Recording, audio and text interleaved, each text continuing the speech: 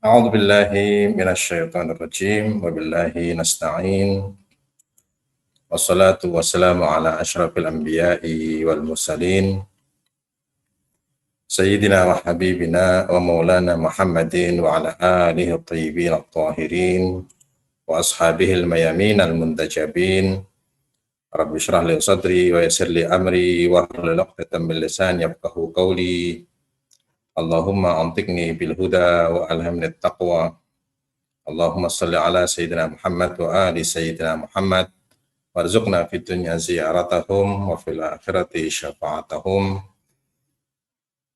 Allahumma salli ala sayyidina Muhammad wa ali sayyidina Muhammad. Assalamu alayka ya Rasulullah. Assalamu alayka ya Habiballah. Assalamu alayka ya rahmatan lil alamin. Wa rahmatullahi wa barakatuh. Wassalamualaikum warahmatullahi wabarakatuh. Segenap puji dan syukur senantiasa kita panjatkan kehadirat Allah Subhanahu wa taala atas limpahan nikmat, karunia, hidayah, inayah yang sampai malam hari ini masih tercurah kepada kita semua. Salawat dan salam senantiasa kita haturkan kehadiran junjungan kita Nabi besar Muhammad sallallahu alaihi wasallam beserta segenap ahlul baitnya. Izinkan saya memulai majelis kita pada malam hari ini dengan membacakan sedikit coretan sambil menunggu host tadi mempersilahkan untuk memulai pembahasan ringkas kita pada malam hari ini. Allahumma shalli ala Muhammad wa ali Muhammad. Wahai Muhammadku, sejenak aku ragu, apakah salamku padamu akan bersambut? Karena kurangkai di lereng yang berkabut, bukan dalam tenda-tenda kusut diterpa angin Sahara yang tak beringsut. Aku khawatir pujiku hanyalah sampah, karena tempat kami tidaklah nyunah. Gubuk-gubuk dari bambu, bukan tanah liat dan jerami pengikat rumah. Aku gamang hadirku tak direstui, karena pakaian kami tidak syar'i, bukan jubah menjuntai atau celana di atas mata kaki. Lisan kami pun tidak fasih melafadzkan bahasamu, seakan-akan kau makhluk asing bagi kami. Aku takut tampakkan wajahku di hadapanmu, karena jenggotku muncul malu-malu menyingkap siapa sejatiku. Karena cara bicaraku tidak seperti caramu, dan cara jalanku berbeda denganmu. Lalu tiba-tiba dengan keras sadarku tampar lalaiku, hingga terjagaku dari putus harap akanmu. Wahai Muhammadku, ku tahu kau tak begitu. Seluruh makhluk bergantung pada lembut syafaatmu. Semesta berharap curah sejuk berkahmu. Kau lempar senyum pada si miskin, dan tiba-tiba ia tak membutuhkan apa-apa lagi. Kau sapa umat pengharapmu, dan seketika tidak ada lagi Arabi atau Ajami. Kau jawab salam para musalim. Seketika ia bertengger di puncak kenikmatan sejati.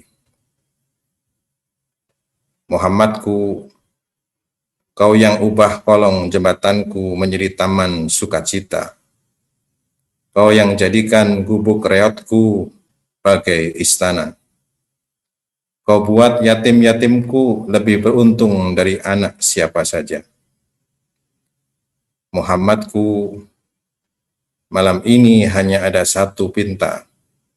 Jadikan majelisku mulia dengan berkah hadirmu, wahai Mustafa. Allahumma salli ala Sayyidina Muhammad wa ali Sayyidina Muhammad. Bapak dan Ibu yang dirahmati Allah Subhanahu wa taala, tentunya membahas mengenai Maulid Nabi Muhammad sallallahu alaihi wasallam. Di satu sisi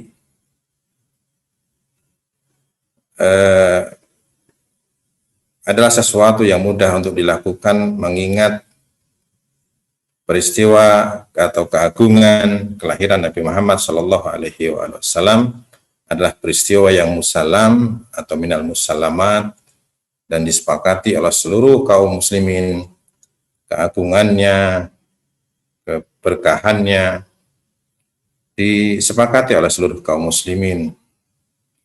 Sehingga pembahasan mengenai atau pembicaraan mengenai Maulid Nabi Muhammad Shallallahu Alaihi Wasallam adalah pembicaraan yang tidak menimbulkan banyak pertentangan di antara kaum muslimin. Akan tetapi di sisi yang lain kita bisa juga lihat bahwa pembahasan yang musallam itu menjadi sangat sulit untuk disampaikan, untuk dilakukan mengingat banyaknya para ustadz kita yang telah membahas dengan sedemikian rupa, membahas dengan sedemikian lengkap, sehingga apa yang kita lakukan menjadi tahsilul hasil atau seperti menabur garam di lautan. Karena itu pada malam hari ini tentunya dengan izin para asatidz, terutama maha guru kita Ustadz Jalal, juga Ustadz Miftah, Ustadz Syam, saya hanya ingin mengajak para pemirsa, mengajak Bapak dan Ibu-Ibu untuk mari kita bersama-sama menikmati nikmat ini, menikmati curahan lutf Allah ini. Mudah-mudahan malam hari ini menjadi malam keberuntungan kita. Allah Subhanahu wa taala melimpahkan keberkahan dan kebahagiaan kepada kita dan keluarga kita, dan memberikan kesehatan kepada guru-guru kita, para ustadz-ustadz kita yang selalu kita harapkan fatwa dan juga nasihat-nasihat mereka. Bapak dan Ibu yang dirahmati Allah Subhanahu wa taala, dari kemarin ketika saya dihubungi Ustadz Syam untuk menyampaikan maulid, saya sampai hari ini pun masih kebingungan apa yang ingin saya sampaikan, mengingat dalam beberapa hari ini saya dapatkan banyak sekali penyampaian dari para asatidz yang sangat luar biasa. Saya hanya melihat saya menyampaikan cara atau dari sudut pandang saya saja mengenai Maulid Nabi Muhammad Shallallahu Alaihi Wasallam. Ketika kita memperingati Maulid Nabi Muhammad Shallallahu Alaihi Wasallam, kita menemukan dan kita merasakan satu kucuran nikmat Allah Subhanahu Wa Taala kepada kita sebagai umat Muhammad Shallallahu Alaihi Wasallam. Salah satu nikmat terbesar atau salah satu nikmat yang agung di antara nikmat-nikmat diturunkannya Nabi Muhammad Shallallahu Alaihi Wasallam kepada kita adalah nikmatul wasilah, di mana Allah Subhanahu Wa Taala membuat satu jembatan yang menghubungkan antara hambanya dengannya, antara kita dengan Allah Subhanahu Wa Taala. Sehingga kalau kita pernah mendengar barangkali, saya lupa lengkapnya untuk matan hadisnya, redaksinya, tapi awal dari hadis itu mengatakan inna bainallah wa baina ibadihi sab'atu alfi hijabin atau sab'ina alfi hijabin, bahwa di antara Allah dan hambanya ada 70.000 hijab yang menghalangi. Sebagian ulama menyebutkan ada hijab dibagi dua, ada hijab dzulmah, hijab kegelapan, dan ada hijabun nur atau hijab dalam bentuk cahaya. Cahaya justru yang menghijabi kita. Tapi bukan itu pembahasan kita, hanya kita ingin memberikan gambaran bahwa antara kita dengan Allah, untuk kita sampai kepada Allah diperlukan usaha untuk menyingkap hijab demi hijab, jumlah yang sangat banyak dari hijab-hijab itu, yang barangkali mungkin satu hijab saja tidak bisa kita robohkan, kita singkap sepanjang kehidupan kita. Misalkan sebagai contoh hijab takabur misalkan, Itu juga hijab antara kita dengan Allah. Dan hijab itu saya kira sampai hari ini pun hijab itu masih ada dan semakin tebal barangkali di hadapan kita. Di situ disebutkan ada 70.000 hijab antara kita dengan Allah Subhanahu wa taala. Hakikat ini kalau kita renungkan nyaris membuat kita ini putus asa untuk sampai kepada Allah Subhanahu wa taala. Untunglah kemudian Allah Subhanahu wa taala berfirman, wala tayasu min rauhillah, jangan kalian berputus asa dari rahmat Allah Subhanahu wa taala. Dan Allah kemudian berfirman, wa ma arsalnaka illa rahmatan lil alamin, dan tidak kami utus engkau Muhammad kecuali engkaulah rahmat. Ini bukan sebagai pembawa rahmat saja, tapi engkaulah rahmat bagi seluruh alam. Dan kita tidak boleh berputus asa dari usaha untuk mencapai rahmat dan kasih sayang itu.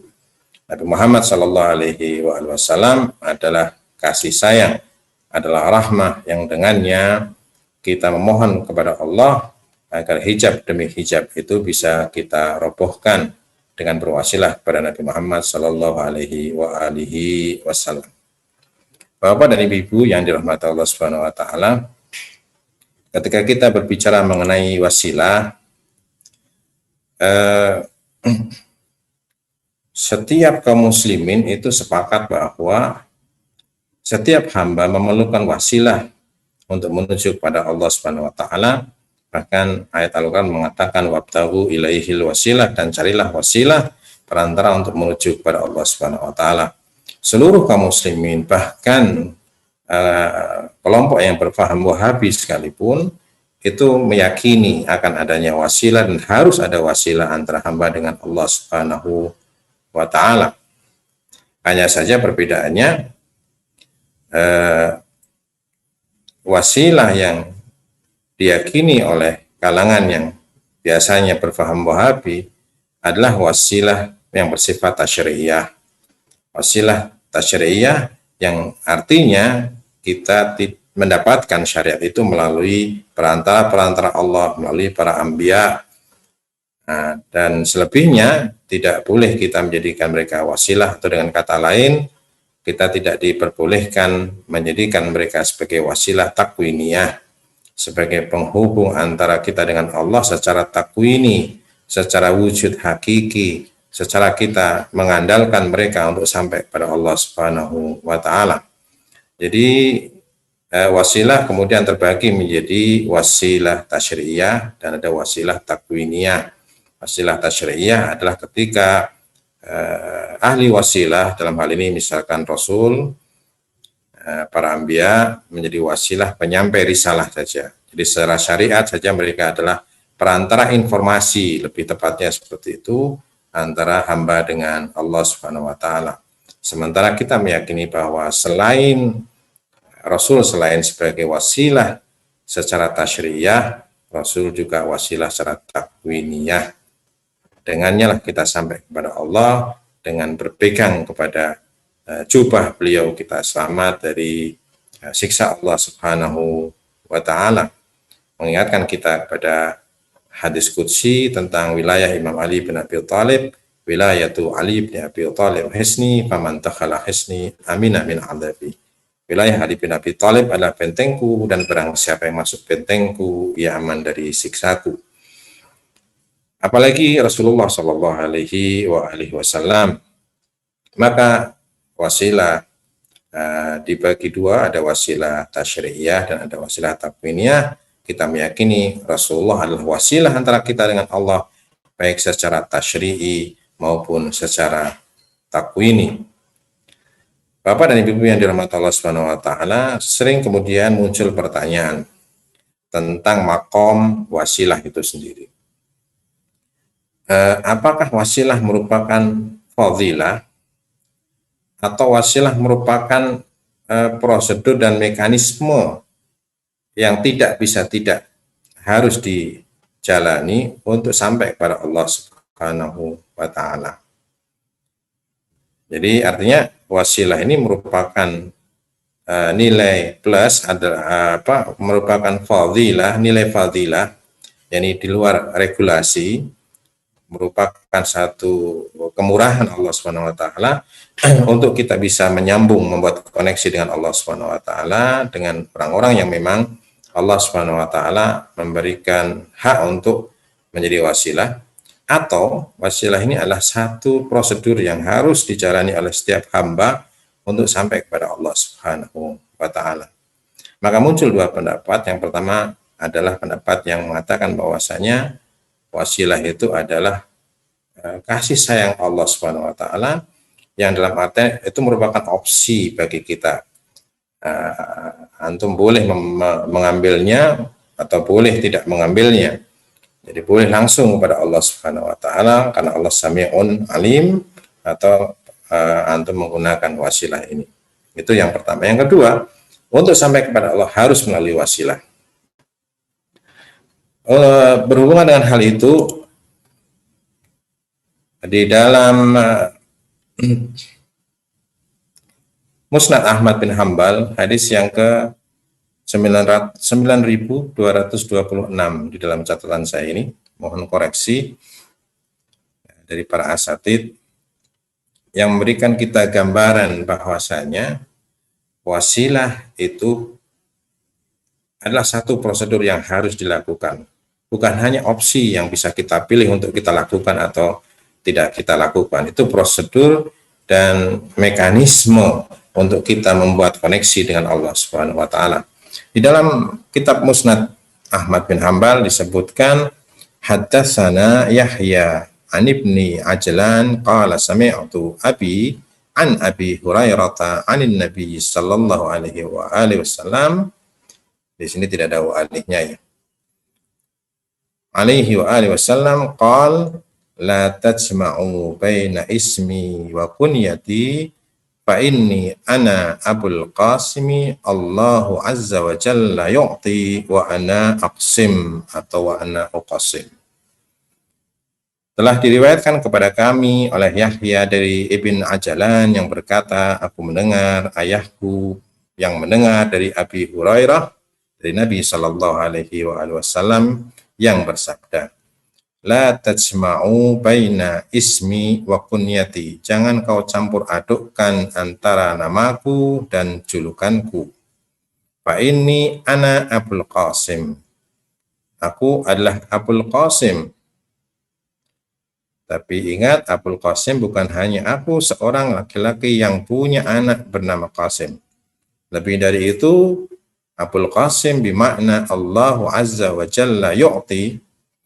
Allah azza wa jalla yang memberi, wa ana aqsim, dan aku yang membagi-bagikan.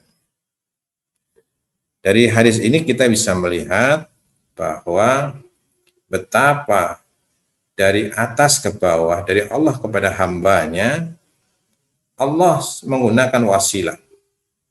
Tapi ingat bahwa hal itu tidak bermakna Allah membutuhkan wasilah.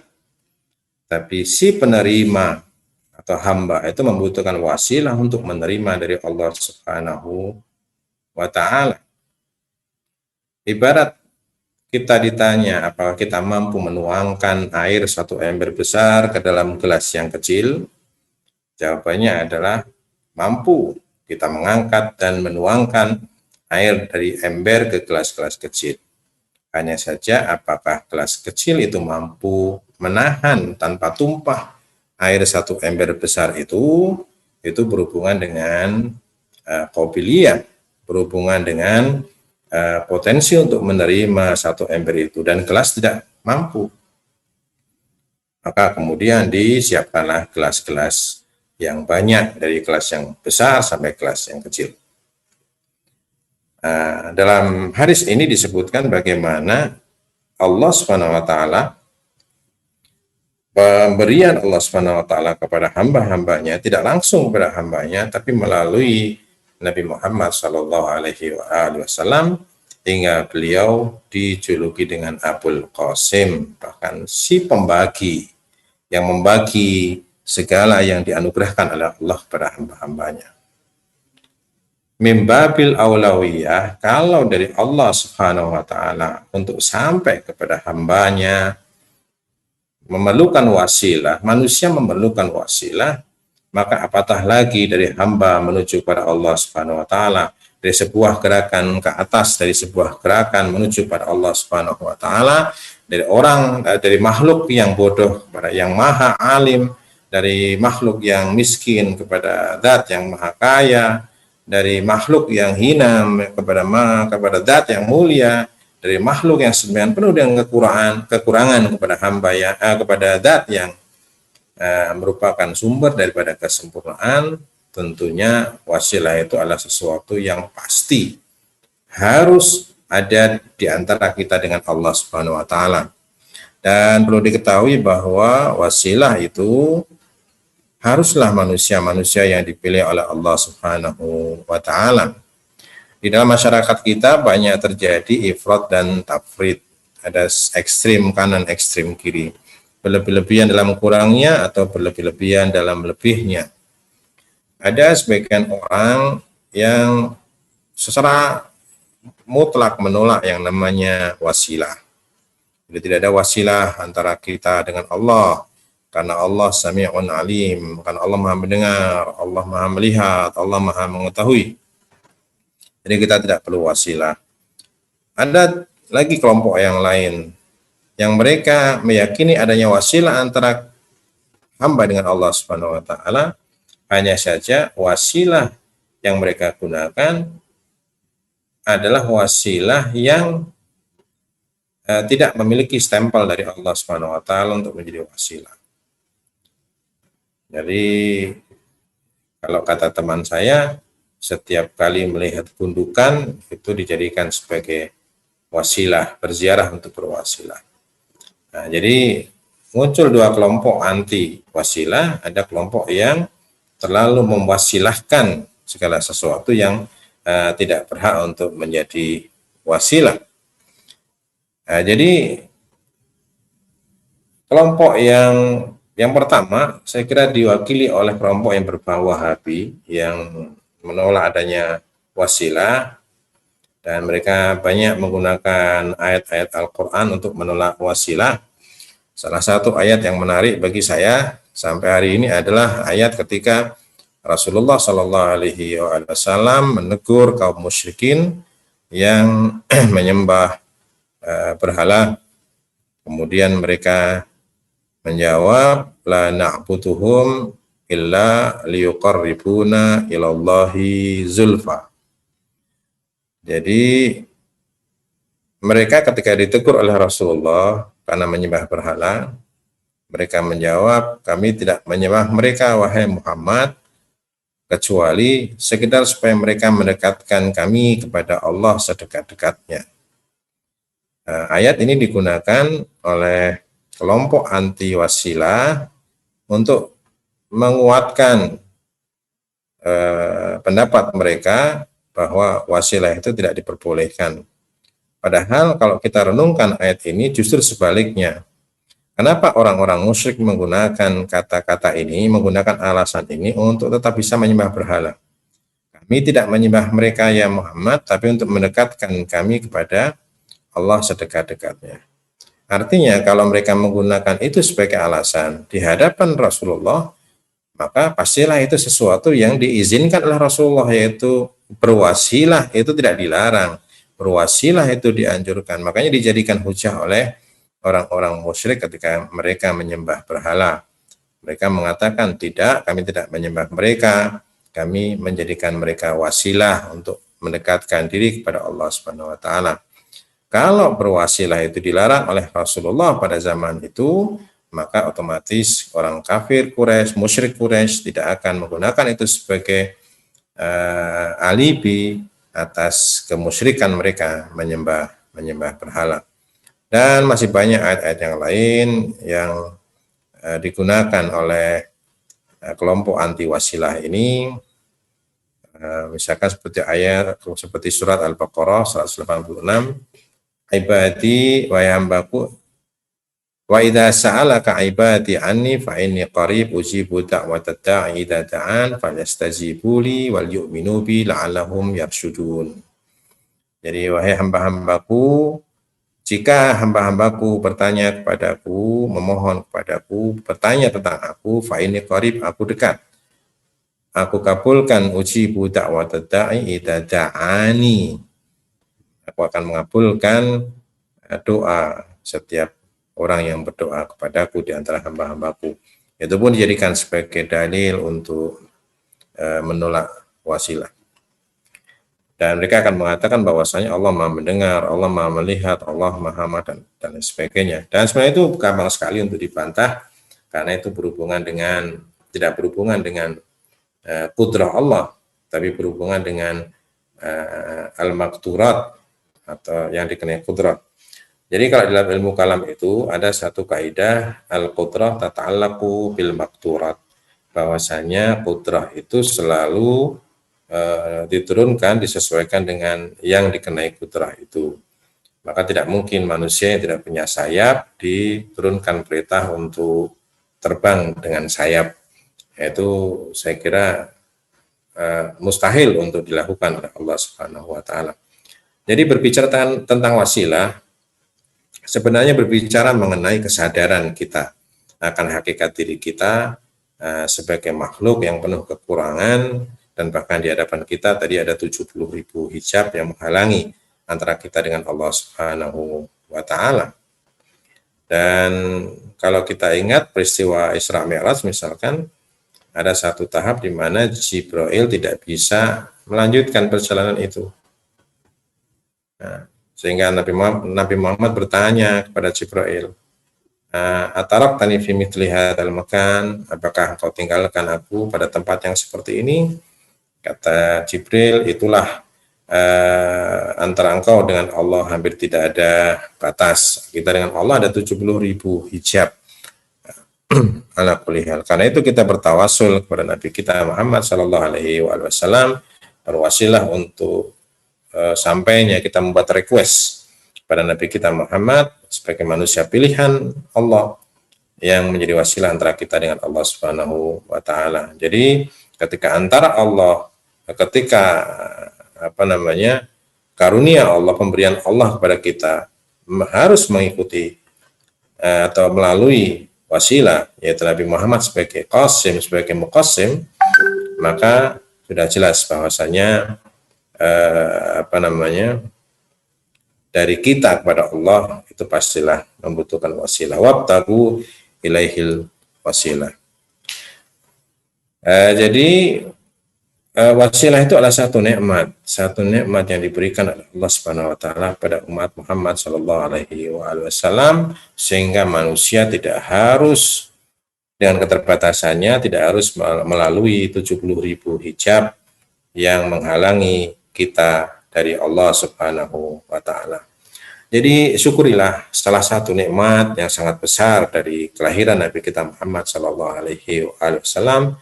Kelahiran beliau adalah kelahiran harapan para pendosa, harapan orang-orang yang punya azam untuk mendekatkan diri kepada Allah Subhanahu wa taala. Maka Nabi Muhammad adalah jembatan yang menjembatani antara hamba dengan Allah Subhanahu wa taala, umat ini dengan Allah Subhanahu wa taala. Karena itu Bapak dan Ibu yang dirahmati Allah Subhanahu wa taala, kita selalu memohon kepada Allah Subhanahu wa taala mudah-mudahan kelahiran Nabi Muhammad sallallahu alaihi wasallam adalah wiladatul raja, adalah kelahiran harapan, kelahiran yang memberikan kita kelahiran baru dalam diri kita. Kita memiliki cara berpikir yang baru, yang lebih baik. Kita memiliki cara berinteraksi secara sosial yang baru, yang lebih baik, seperti yang diajarkan oleh Nabi kita Muhammad sallallahu alaihi wasallam, sehingga setiap tahun Nabi Muhammad lahir dan hadir bersama kita. Dengan kehadiran Nabi Muhammad sallallahu alaihi wasallam di rumah kita, di majelis-majelis kita, insya Allah kita akan dijauhkan oleh Allah Subhanahu wa taala dari bala Allah Subhanahu wa taala, dari segala yang akan menghalangi kita dari ketaatan kita kepada Allah Subhanahu wa taala. Bukankah Allah Subhanahu wa taala pernah berfirman dalam surat Al-Anfal ayat yang ke-33, "Wa ma kana Allahu liyu'adzibahum wa anta fihim. Dan Allah tidak akan mengadab mereka selama engkau wahai Muhammad ada di antara mereka. Wa ma kana Allah mu'adzibahum wa hum yastaghfirun. Dan Allah tidak akan menyiksa mereka, mengadab mereka selama mereka beristighfar. Jadi selama Nabi Muhammad ada bersama kita, insya Allah Allah Subhanahu wa taala akan memelihara kita dengan kemuliaan Nabi Muhammad sallallahu alaihi wasallam. Kita hadirkan selalu Nabi Muhammad di rumah kita, di majelis-majelis kita, melalui selawat-selawat yang kita lantunkan, melalui tawasul yang kita lakukan, dan melalui istighfar atas nama Rasulullah Sallallahu Alaihi Wasallam. Dan ayat ini akhirnya mengingatkan kita juga kepada ayat yang pernah dibahas juga oleh para asatidz termasuk Ustaz Miftah, syukran Ustaz, jazakumullah khairan katsira, bahwa dalam surat An-Nisa ayat 64, wa ma arsalna min rasulin illa liyuta'a biidznillah walau annahum idzalamu anfusahum. Dan ketika mereka mendolimi diri mereka sendiri, ja'uka, maka mereka datang kepadamu Muhammad, fastaghfirullaha wastaghfaralahumur rasul. Maka Allah maka mereka memohon ampun kepada Allah dan Rasul pun memohonkan ampun untuk mereka. Baru di situ la wajatullaha tawwabar rahima. Baru disitulah mereka akan mendapati betapa Allah Maha menerima taubat lagi Maha penyayang. Jadi ketika kita menyadari kekurangan kita, menyadari dosa kita, maka beristighfarlah kepada Allah melalui Nabi Muhammad sallallahu alaihi wasallam, berwasilah dengan Nabi Muhammad sallallahu alaihi wasallam. Dan setiap kali kita melakukan majelis entah syahadah, entah wiladah, yakinilah bahwasanya mereka menyaksikan kita, mereka melihat kita, mereka ada bersama kita. Wa qul i'malu, katakanlah wahai Muhammad, beramalah, fasayarallahu amalakum wa rasuluhu wal mu'minun, karena Allah akan melihat amalmu, demikian juga Rasulnya dan juga orang-orang beriman.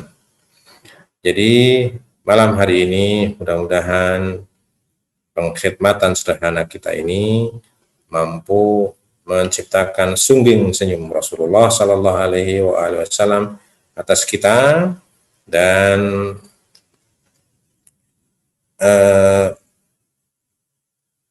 saya jadi teringat, saya akan mengakhiri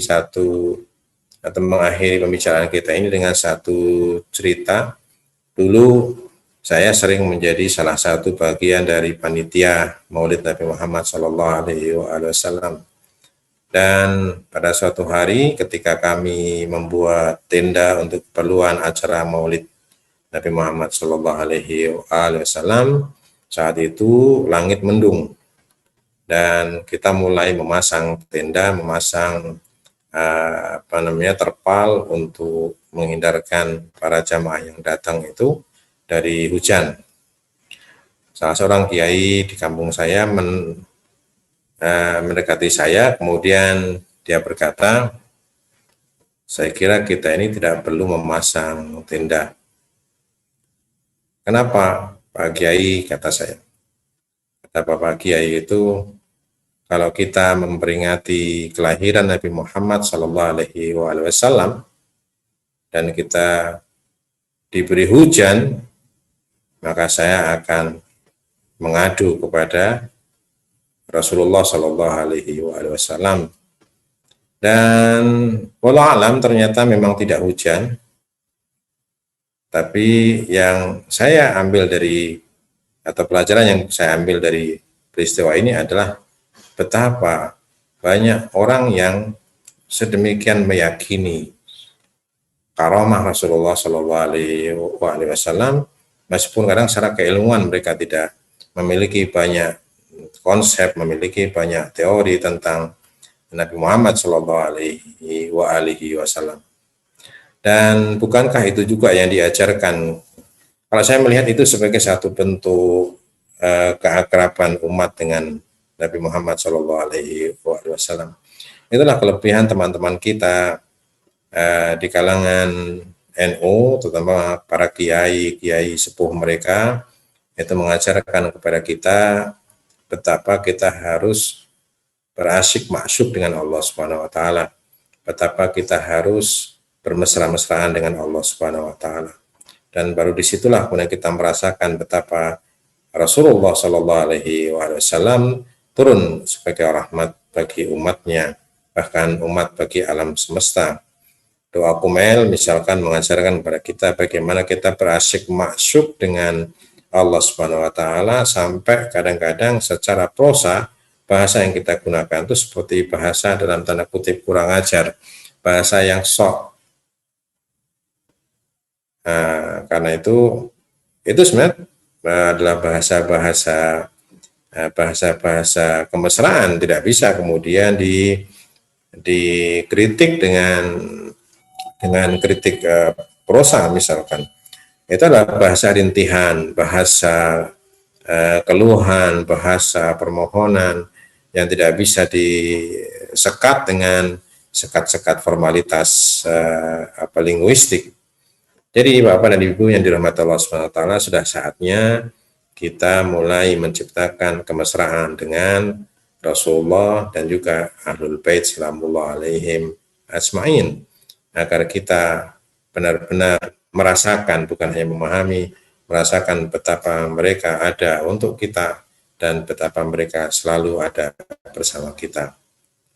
Allahumma shalli ala Sayyidina Muhammad wa ali Sayyidina Muhammad. Barangkali hanya ini yang bisa saya sampaikan sebagai sharing saja, pengalaman, sharing pemahaman terbatas mengenai wasilah sehubungan dengan hari Maulid atau tabaruk dengan Maulid Nabi Muhammad Sallallahu Alaihi Wasallam.